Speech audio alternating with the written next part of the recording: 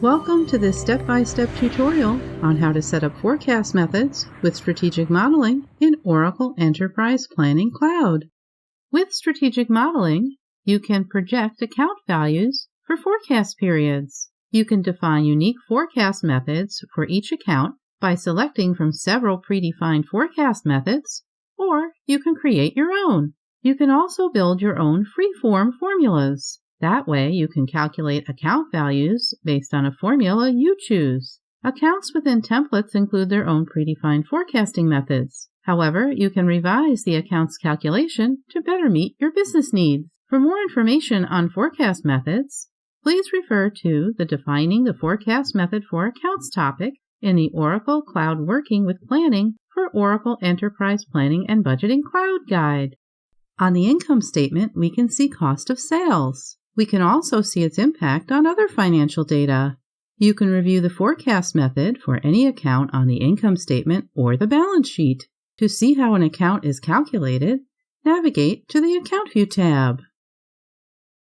On the Account View tab, you can review or define the forecast method by selecting Account Forecast. The Forecast panel shows the forecast method used for this account.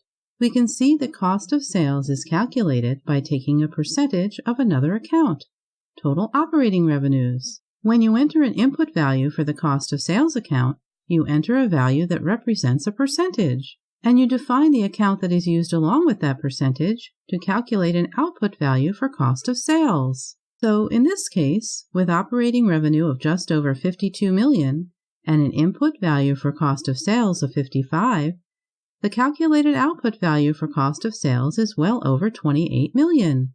You can change the forecast method. Currently, we are forecasting cost of sales as a percentage of operating revenue. Instead, let's forecast cost of sales using a value that we enter rather than as a percentage of another account. Now we can enter input values for cost of sales and save the changes. After changing the input values for cost of sales, the output values need to be calculated.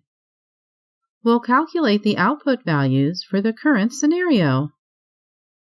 Notice that changing cost of sales also impacts other accounts, such as the gross profit account. After calculating the output values, let's be sure to save our changes.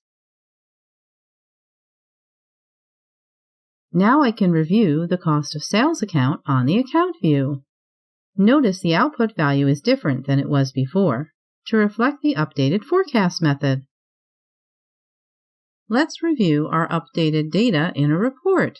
We can see how the updated data impacts this financial statement. Here you can see the value for cost of sales, and here you can see the value for gross profit. We can also take a look at a cash flow report.